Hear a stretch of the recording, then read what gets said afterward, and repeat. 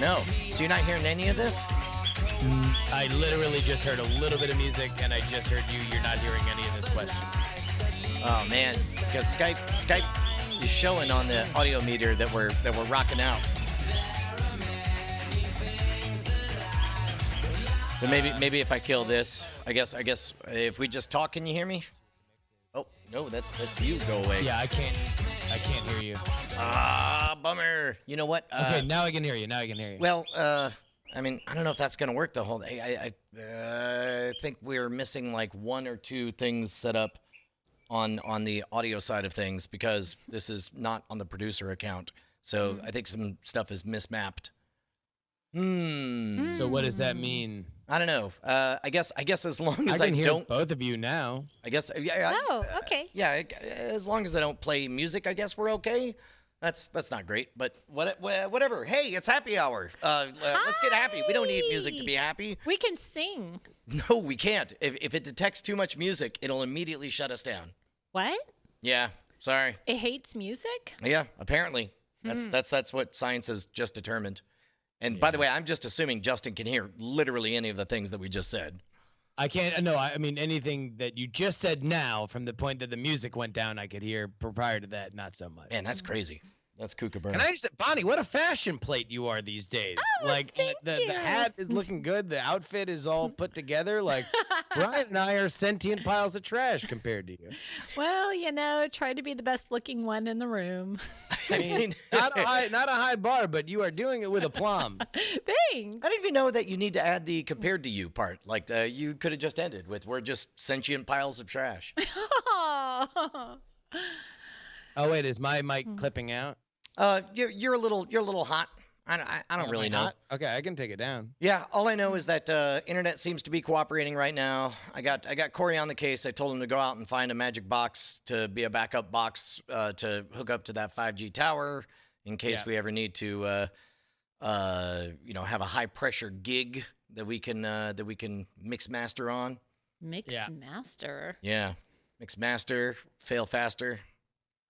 No, I mean the internet looks fucking great right now, so that's good. Yeah, we talked about that last night. How fucking Gary. We have a ping pong ball now that just says the word Gary. It sure does. It's just waiting for to be the ultimate insult on some kind of there's gonna be a deuce face off, and then finally somebody's gonna be like, all right, it's time, and he's gonna grab Gary, and it's gonna intimidate me. I'm gonna fall to pieces. Toss that Gary.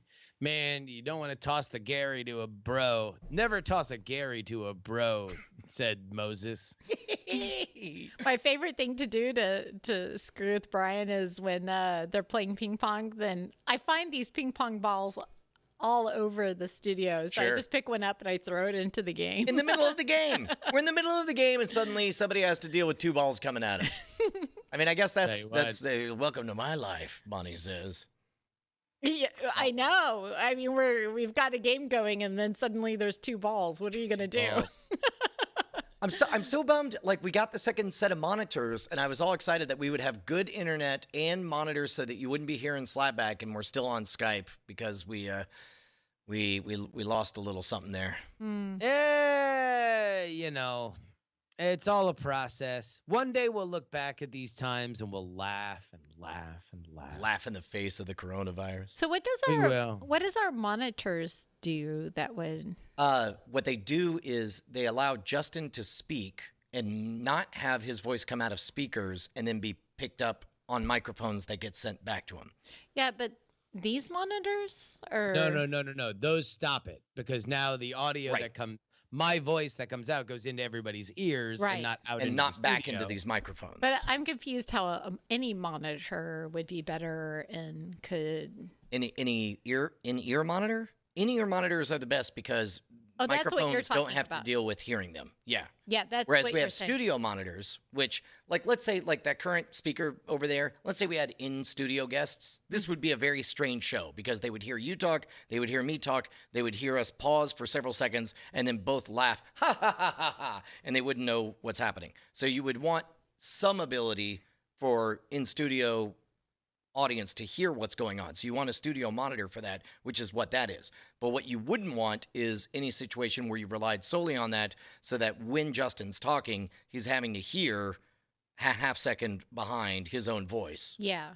because it's hard. 'Cause So it sounds like you're getting what monitor did we get that you're excited about? today a second set of in-ear monitors. Oh, so you're talking We're about wearing these. them. Yes, Yeah. correct. Yeah. Okay. Yeah. Gotcha. Now So I'm caught like up. really, all right. So Bonnie, there were like we finally kind of came to the gates of heaven, and they were the combination of the reliable internet, even though we are going through a pandemic where everybody's uploading their nudes, Mhm. Right. and therefore wrecking the entire system. Right. Mm. Opal, which gives us full duplex. There's no worries about Brian playing music and me being able to hear it now. No more ducking. Like we're able to just talk to each other in real time and actually have like a rhythm.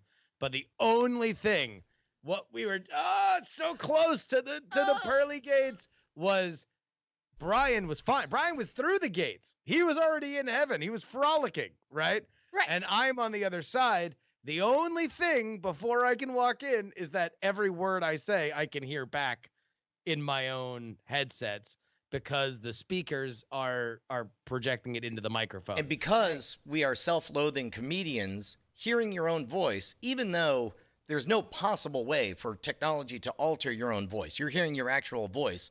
But when you are self-loathing the way we are, hearing your own voice is like, oh, is that what you're gonna do? Is that what you're saying? You just it sounds like it's mocking you while you're in the middle of trying to make a point. It's well, almost it just crushes the rhythm Yes. because it's like effectively me saying, it really just crushes the rhythm. Like that's what I would hear every time that I ended a sentence. I thought- Or just- even worse, it's like, you know what it's like? And then it's like it's mocking you. It goes, you know what it's like? And it's like, and I'm like, oh, whoa. And it's hard to just keep on rolling with that. yeah. So now we actually seemingly have solved two of the things. Now, maybe though Gary, C-word that he is, did tear apart the entire system and did check it for speed tests. Maybe indeed it was something that needed to be plugged in and plugged back in again. God knows these systems are very fragile and weird. Maybe that is the case because right now it's working great. Boom. Internet that can survive everybody uploading their butthole to OnlyFans during the day. Solved, right? What did you say? We'll get back to it. Number 2, in-ear monitors. Everyone's got them. Everyone's wearing them. It's perfect. What's the only thing we don't have Opal? Because during the Gary apocalypse, we needed to reset the IP thing, and for Right. whatever reason, that hasn't propagated. Right. Yeah. Which I guess is kind of hopeful news because it implies that when the original business router was set in, it didn't get a new IP, which it should have. And him resetting it to factory defaults got us to a new IP, which is problematic in that for the way the Opal works. But I'll tell you what, man, we're coming up on 20 hours in a row of fairly consistent speed-tested internet constantly coming in. So we'll see. Awesome. So now we're just waiting on one person to reset. In that. fact, actually, here I'm gonna fly way close to the sun. And Yeah. Don't worry, these wings are made of wax. I'm sure it'll be fine. It'll be fine. I'm gonna run a These speed are test. government-rated be wax great. wings. That's right. Spared no expense.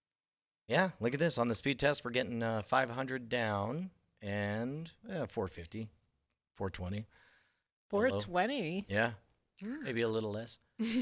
And then the upload here looks good. I'm seeing nothing but green on the OBS on the upload. It looks like we've dropped very few frames. So, although now that I'm running the upload, it's definitely showing some drop frames. Aw. But it's still well into 15 megabits. So That's all you need, baby. I think it's really hilarious that when 420 gets mentioned, you still use the bong sound because Yeah. isn't everybody just kind of shouldn't it be more crinkle crinkle as you open up like a gummy package or something?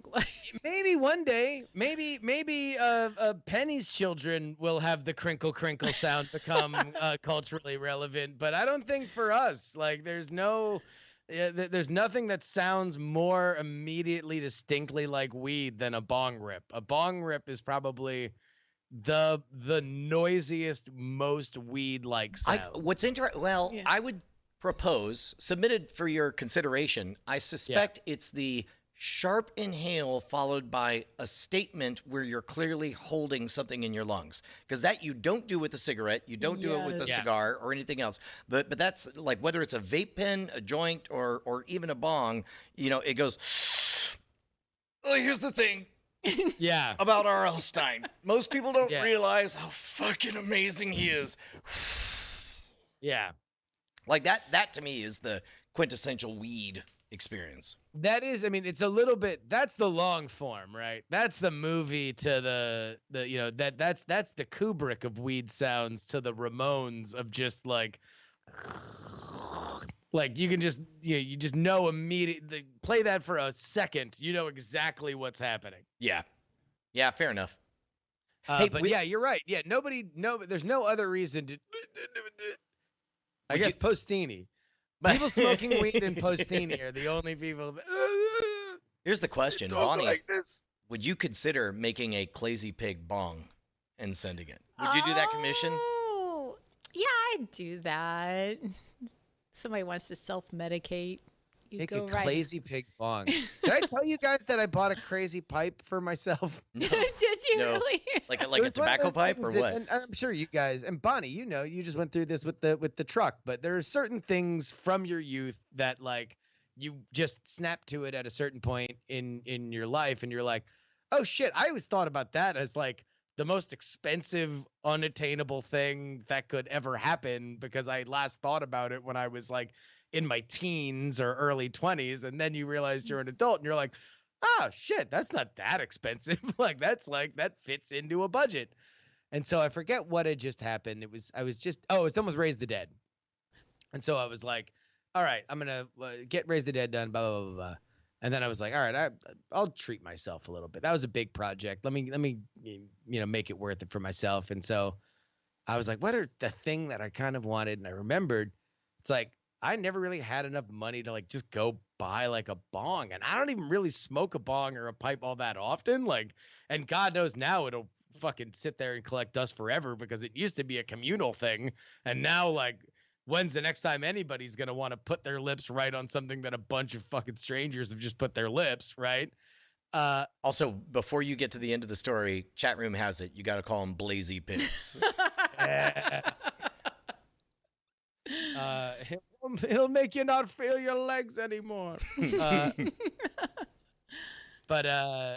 so I went and went to a head shop and just bought like a crazy ass pipe, a water pipe. Do you? It wasn't a. What is the best weed experience? Is it a vape pen? Is it straight from a regular pipe? Is it a joint? Is it a bong? I mean, it really depends on what you're doing. Like, if you're just looking to get really high really fast, probably a bong is still the best in class. Like, that's probably the thing that'll make you go 0 to 60 as fast as possible. Other than that, like, a joint or something like that. Vape pen certainly will do a fair amount of that, but I don't know. I mean, a lot of people fuck with the. Well, actually, no. The one thing I haven't gotten into, this kind of came after my heyday of like, I'm a novice weed smoker these days compared to the heyday, but now people really got into dabs. Dabs are basically like Oh, super shit. concentrated Yeah, that's weed. wait, isn't that just hash? I thought. What's the difference Yeah, between a dash and a yeah. hab? So Or a dash and a it's hab? so it's like that, and it's A dab and a shatter. hash. They call it shatter because you shatter it and then you superheat it, and you take a hit of that, and it just like puts you on your ass. Wait, isn't that also like kind of like the last gasp of like a pipe that's been used a lot and everything's all burnt out? It's like you get one hurrah of all the leftovers from the last 3 months of use by just superheating it. What one might refer to as a resin hit. Yeah. And so that's what you scoop up all the resin, and then you put it into a ball, and it would get you really fucking high for like 10 minutes. But it was like the crack of weed. Like it was very, very intense and then went away. But it was very gross too. Like if weed in general isn't like the most pleasant flavor unless you really develop a taste for it, like resin is just actual trash. Ew. So I'm digging on the the crack of weed. So it's like if crack is like, hey man, you're gonna get a lot of shit done. It's like this weed crack is like, man, if you were afraid you might get even a little bit of something done, then you need the crack of weed. Well, and yeah, you'll definitely except, get like, nothing done. So you're gonna get you are gonna fucking just look out into the window and just think about birds and trees for a while, but also a while's only gonna last 10 minutes because then it's gone. Like it is here, it wrecks shit, and then it gets the fuck out. Did you see the Onion video report? Here, this is the Onion's news study. Let's throw this on there. Let's see if it'll play. I don't know. A new medical study on the effects of marijuana use confirms that everyone knows you're high and that you'll most likely never stop feeling like this. According to the American Journal of Medicine, you're not making any sense and everyone thinks you're weird. Everyone can smell the marijuana on your breath and on your clothes. Everyone is laughing at you. Dr. Philip Blanton of Harvard studied the effects of THC on the brain, concluding that the smell of marijuana smoke will likely stay on your clothes for months, and also that you've been telling the same story for 5 minutes. Additionally, the in-depth report reveals that despite trying to act cool, you're definitely laughing too much and everyone is messing with you. Your parents know you're high. Your friends know you're high. Strangers on the street know you're high. If you're young and you smoke marijuana, you will probably never be able to find a job. And if you're an adult, you will most likely be fired. If you hear a noise, that's probably the police, and you're probably going to jail. While previous studies suggested that it's all good and that we're all made of the same stuff that makes stars, new research indicates that your brain got broken and you shouldn't have done this. Doctors say the study raises important questions such as, what if that wasn't just marijuana and how are you going to get home? This is forever. This is the new reality. Next up, a new poll shows that kinky Americans feel the country is on the wrong track and they like it.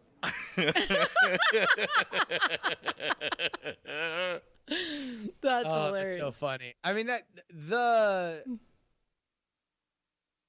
the canonical drug sketch is the United States of Drugachusetts, right? Like that. The altered states of don't know if- Drugachusetts. I don't know how that stands up if you're not familiar with the Sid and Marty Krofft puppets. And the, I was not when Oh, I first really? saw it. Oh yeah, yeah. No, I mean, I was aware that there were shows of that ilk, but Yep. I did not. I just kind of read it as more of like a stock children's show kind of thing. But there's so much funny like in that lane of humor. The when they're gonna call for a pizza and it's just no stop. they'll know. Yes, they'll know that we want a pizza.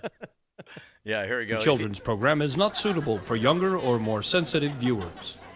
Billy was a normal boy, lonely, lazy, and dull.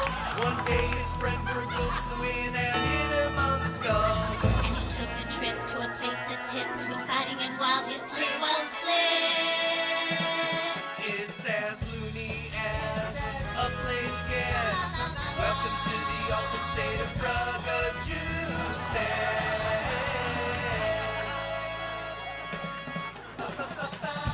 Drugachusetts is a Sam and Criminy Crab production.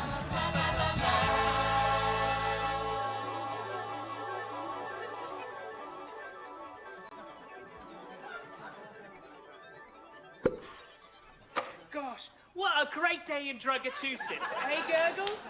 Hey, Billy, let's have fun and play. Billy!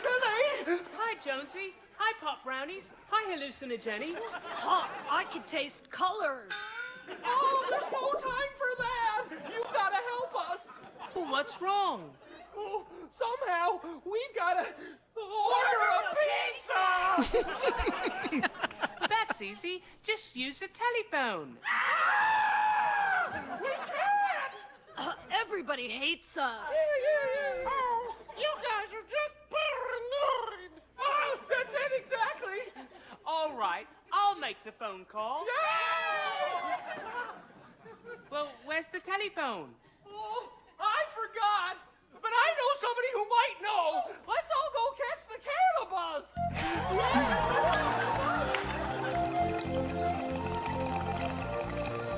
This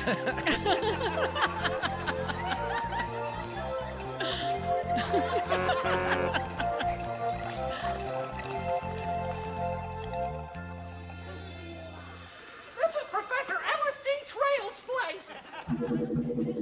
Just a second. That's the voice of SpongeBob. Oh. Hello, Jonesy. Why do you hate me? Why do you hate me? Guys, come on, remember, we're all friends here. Who said we're not friends? We're friends. Is he cool? Yeah, he's cool. Professor, we need to use your phone.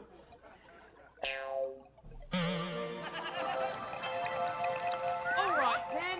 No, you can't call. There's people on the other end. Oh, no. Oh, no. Yes, they'll know that we want to pizza. Oh, God, oh, God, oh, God, these clothes. They're too tight. They're strangling me. I'm having a hard time here, man. Makes me so happy that Tom Kenny is now international superstar voice of SpongeBob. In a few hours. Don't forget to breathe.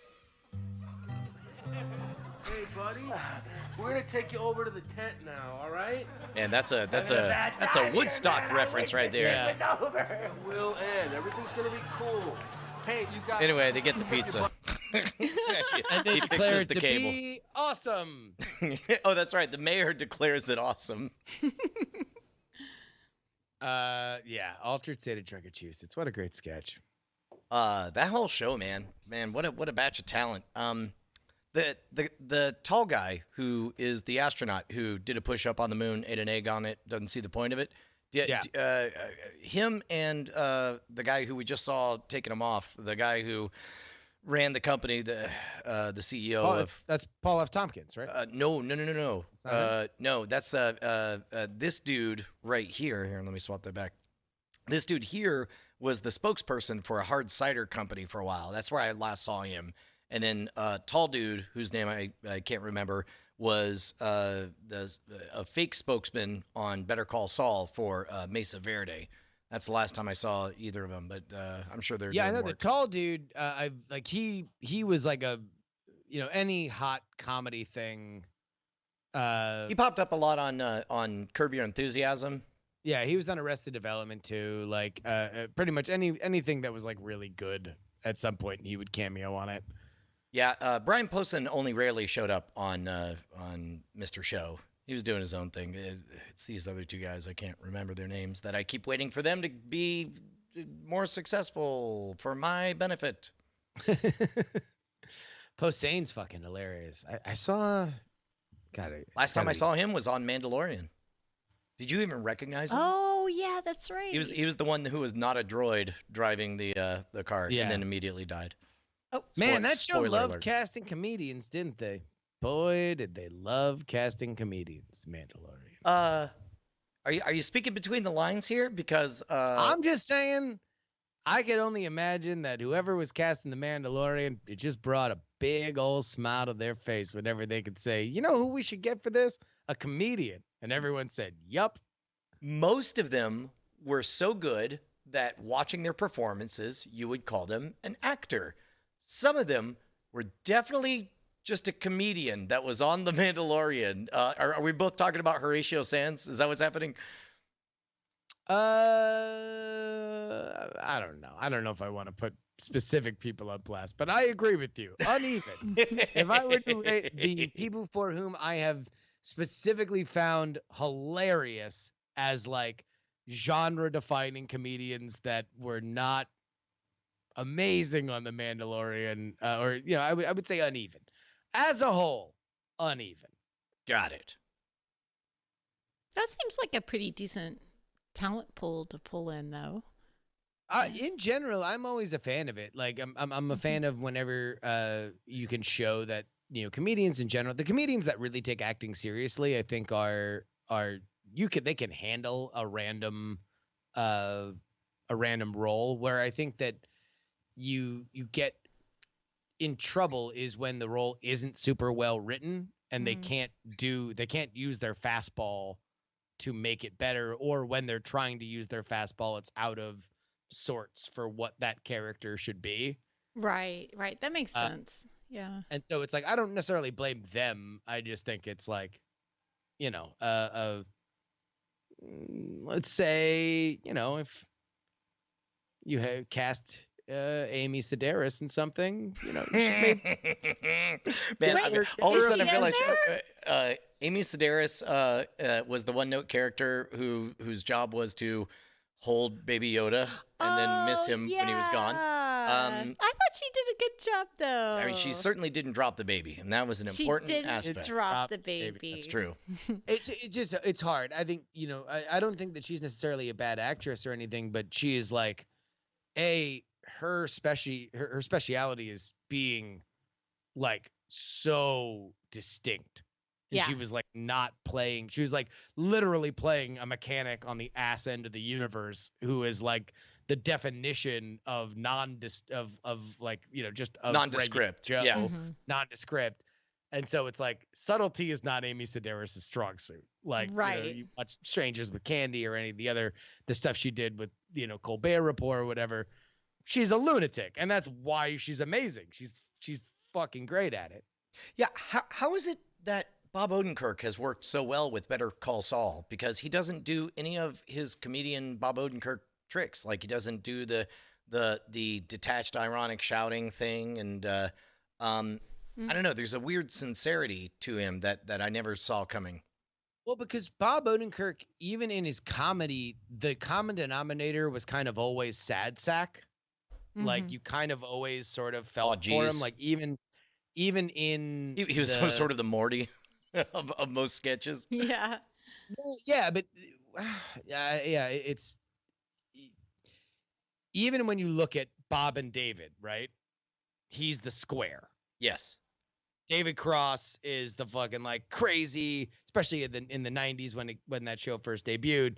He is the face of alternative comedy. Right. And He brings the anger, and whereas Bob is more the they're like, well, I don't know, we can like Bob is trying to do Smothers Brothers, and David is trying to do Dennis Leary or whatever. Yeah. And so it's like you pity. Like, there's an element of pity that kind of was with a lot of the most canonical Bob Odenkirk characters that I think to his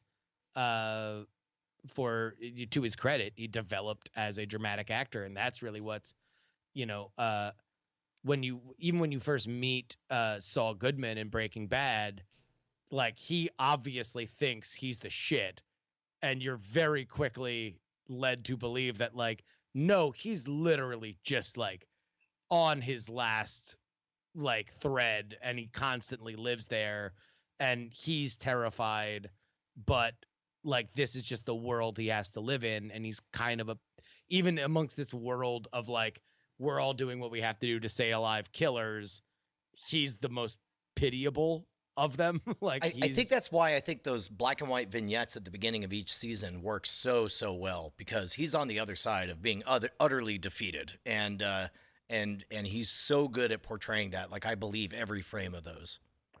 Oh yeah, and that's, I think, what makes Better Call Saul so good, or at least through the seasons that I've seen, is that you can see the brilliance of the show is that you thought it was going to be him getting to being a scumbag so much faster. And through the 2 seasons that I've seen, at least, and I'm sure that this continues to go, you're like, oh no, you're just watching him make cut corner after cut corner after cut corner after cut corner, and like compromise after compromise after compromise, that it's like, oh, like he's a better person than homie from Breaking Bad, than Walter White. Like, Walter White was probably a terrible person who was being kept in a cage, and kind of eventually that got let out, where Jimmy McGill is like, no, he was probably a good person that just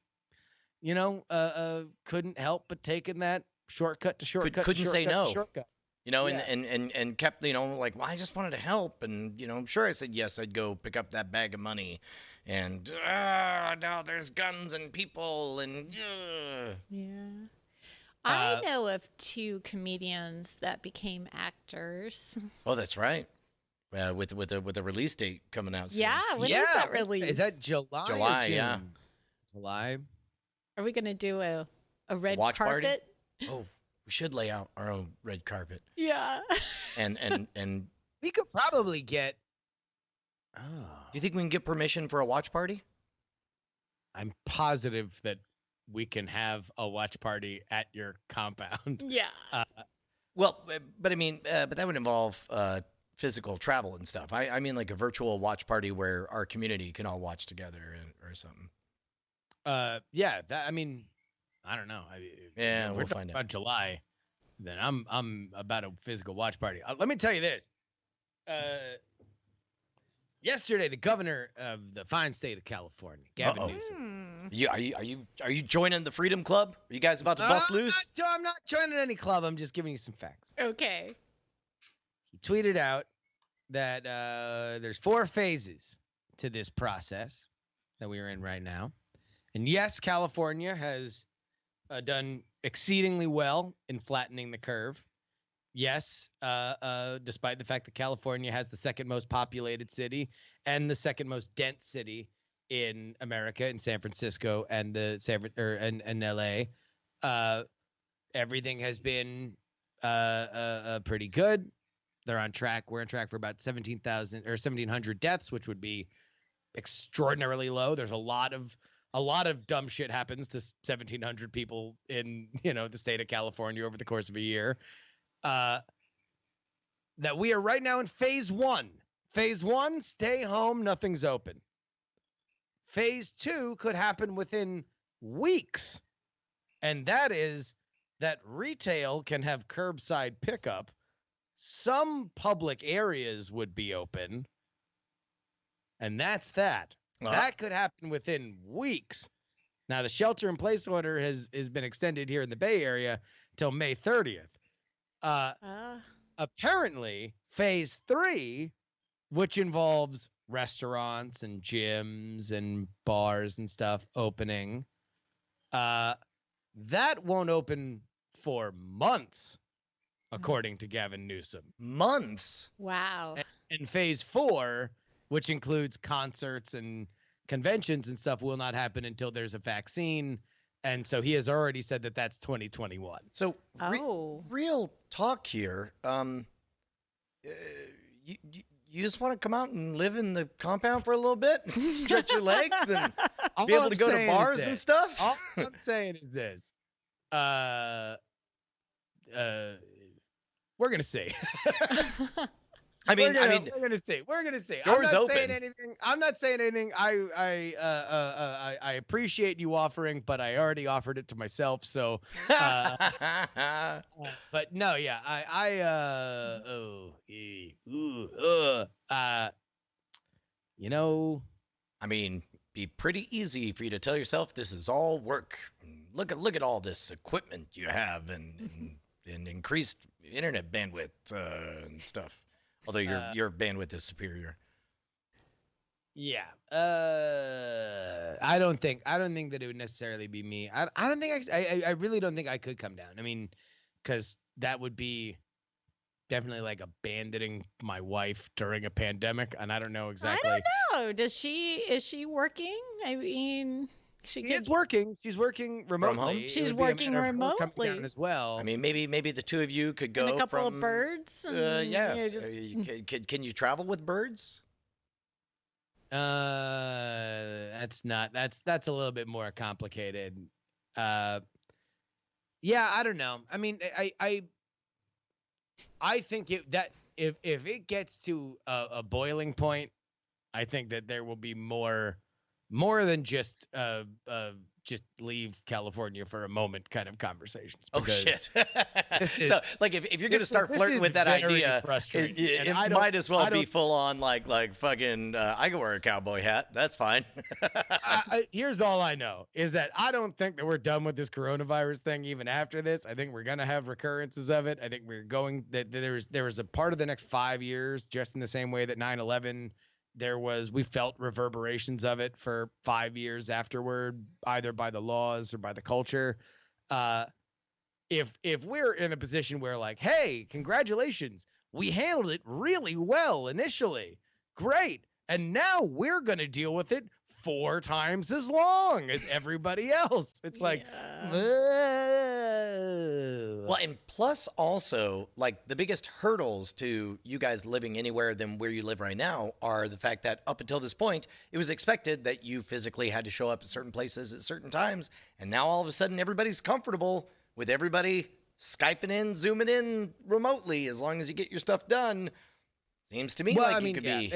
This gets into another thing that is not for me to talk about, and that is Ashley's job. But I know for me, I don't need a lot of outside time. Like, I just need a little bit. I need a little bit of outside time. And if nothing's open for months after that, months, we're about to be in May. Months brings us to the end of summer. Yeah. So that's a lot of time, Gavin. I'm afraid to publicly, there will be a time I'm going to go over to that wings place and I'm going to get them wings and I'm going to have the first draft poured IPA in months. Yeah. And I'm not going to tweet it out because either A, somebody will have opinions about it, or B, I'll be making somebody jealous whose name is Justin Robert Young, and neither of those things bring me joy. No, I would never. I open my heart opens and sings for you getting that first draft poured beer and those wings, and I can only hope that one day will be my time as well. But I get your point that it's this has become such a political thing that you don't want to have what you understand to be a celebratory moment be met by you're the reason why my grandma died, and it's I'm just trying to enjoy these wings. Well, one would say that he had a lovely wing experience the other day. I played Bar Simulator 2020. And yet here he goes on again about tempting fate. Yeah, I mean, it just is so frustrating because I feel like we are at a point now where even if you understand that this is extraordinarily contagious, there is going to just be a normal where you stay 6 feet apart from people, you don't touch your face, you wear a mask when you're walking around, you wash your hands every chance you get, right? That. If we all just did that, then we would also be mitigating. The reason why we're, being kept apart is because nobody can be reasonably trusted to do that. Mm-hmm. So it's if you are doing what you are doing, I think at a certain point, we got to get back used to that. We have to get used to hey, stay away from people, wear some stuff over your face. If you feel in any way bad, then don't tough it out.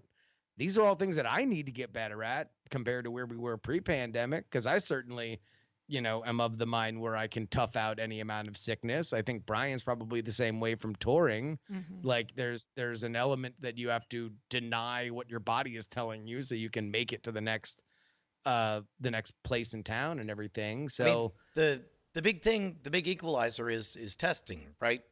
That's really every decision that we're all fussing about would cease to be an issue if we could all just have a test and know, do you have it? Have you had it? Are you immune? That changes everything. It's being in the dark that's insane.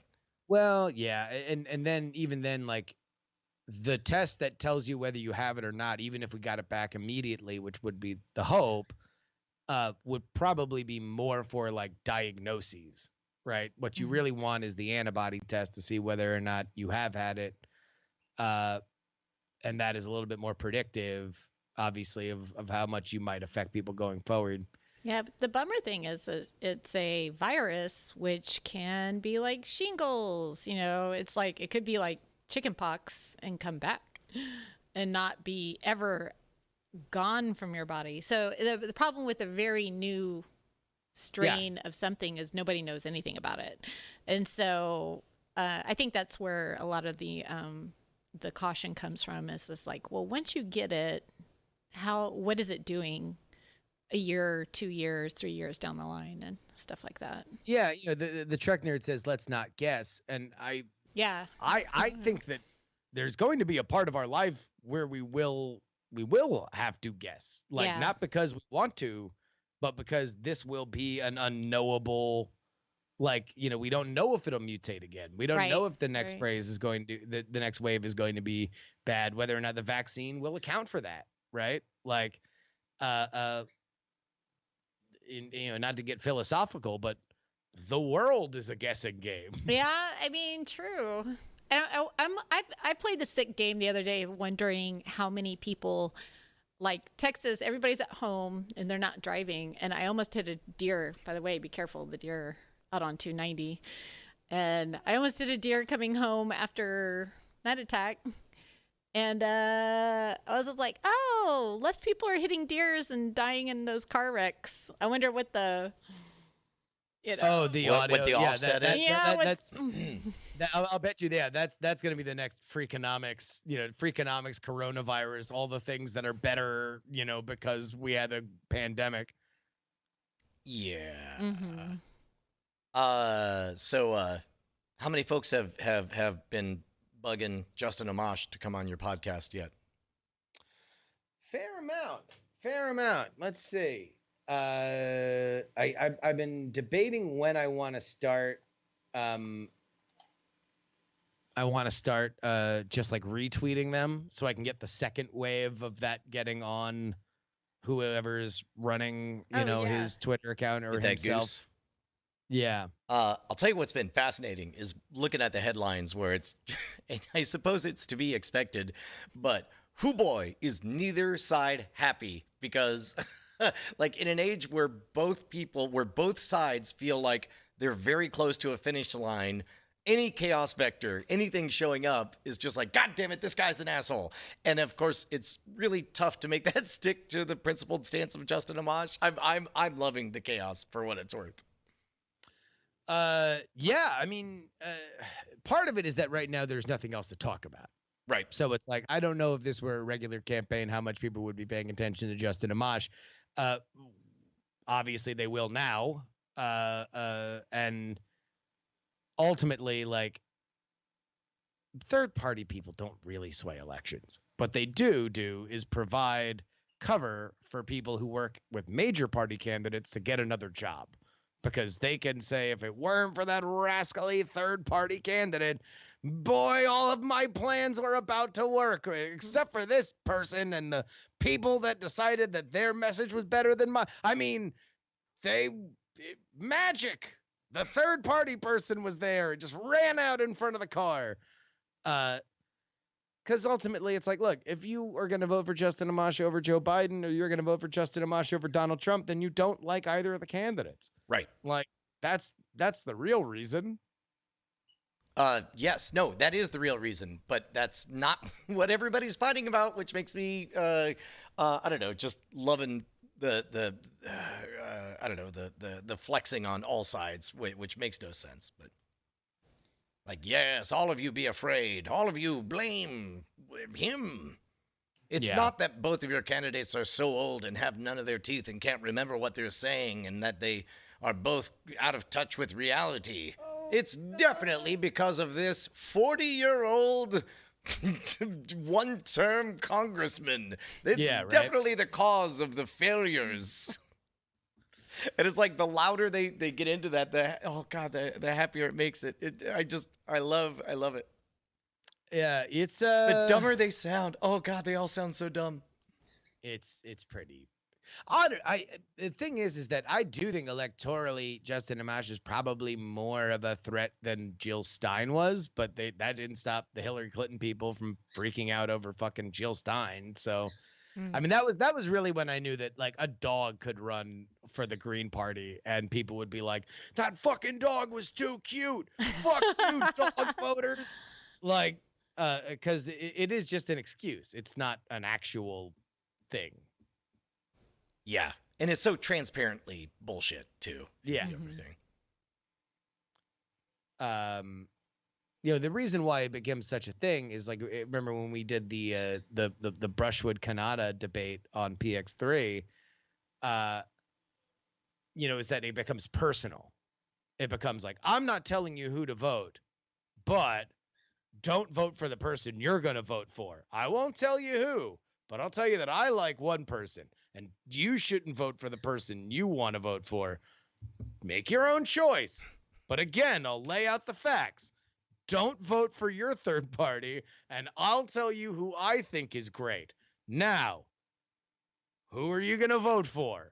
Well, and that's the other thing in all of the op-eds. It's transparent that it's like, oh, man, there are so many people that were going to bitterly cast a vote for a person they definitely hate, but they were so trapped in the duopoly, we could count on those votes, and now they're not trapped, those people. God, if that guy wouldn't show up, then more people would be trapped in the duopoly, and even though they hated our candidate, they'd have to vote for him. This guy's fucking it up.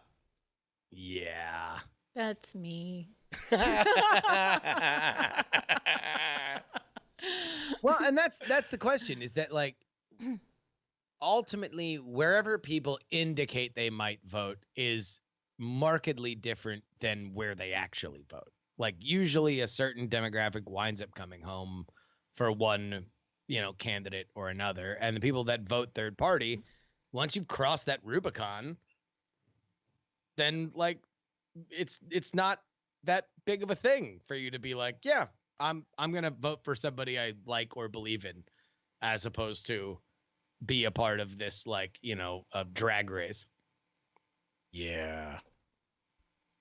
So if anybody missed last night, the game is reach out on Twitter to Justin Amash, say you want more than anything to hear an interview with him, and pick any other political podcast you like, and at Justin R. Young. Like just so he's constantly in the mix. Yeah, we have gotten a bunch. Let me see if I find the last one. Oh yeah, Scooper Nova Girl said, I agree. I'd love to hear you talk about your policies with at Larry Sharp on his Sharpway podcast, and or with Miney Heaton on the Political Orphanage, and with Justin R. Young on his PX3 podcast. All three are great shows. Yeah. Yeah. Sooner or later, they're going to figure out what the common denominator is on that. Yeah. Well, I'll guarantee you they probably have heard of the other two. Saw a bunch of putt-putts at first. That sort of has puttered out right now. What are putt-putts? I think we missed our moment because we weren't holding up our end of the bargain as putt-putt champions. And so we probably could have taken that first haul that we had and felt really good about putting together a thing, but we were too busy figuring out all of our own shit. How to make it even bigger. Well, yeah, it doesn't help that we definitely ate dog turds on our own internet and stuff. It was as if your hubris Look, we're two Icarus-looking motherfuckers. You're not wrong. That's our thing. I could not believe it. I was looking forward to the putt-putts. Yeah. And it's hard to strut and flex when you're just as fat as the other guy. I know. Well, I think we have a better stance. We carry it better. We've at least learned how to dress to cover that gut. Yeah. We shop at the Big and Tall store. Man. So what else we got? We're coming up on the end of the hour. Bonnie, when did you make the commitment to that hat? Oh, this is. It's a couple of months in the making, I guess. And for the audio listeners, can you describe the hat? Okay, so the hat is kind of a light sage green.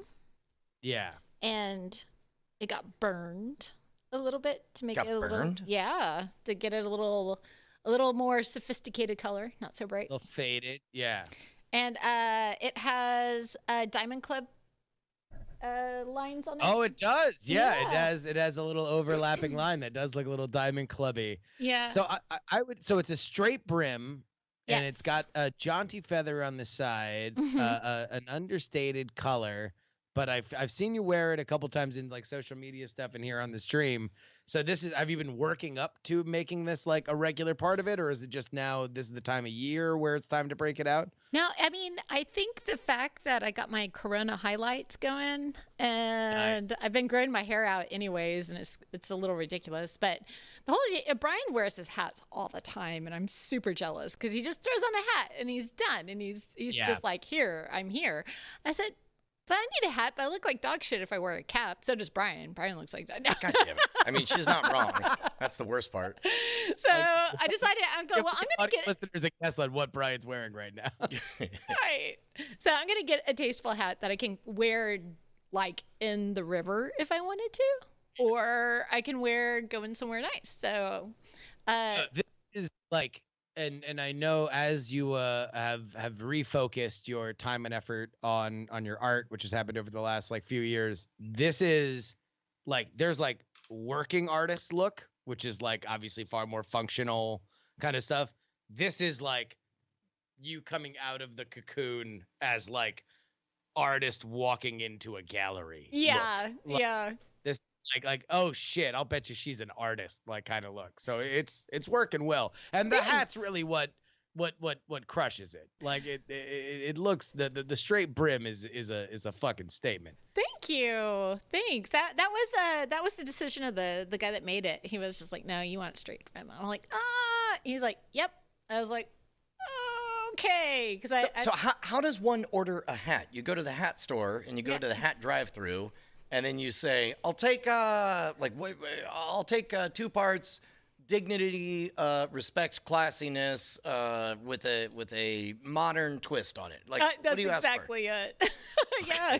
I mean, All right. essentially, and they have a bunch of styles to try on, and you look at a bunch of stuff. So play around with it, and then you get the guy that knows, and he's just like, yeah, that's what you want, and then that helps.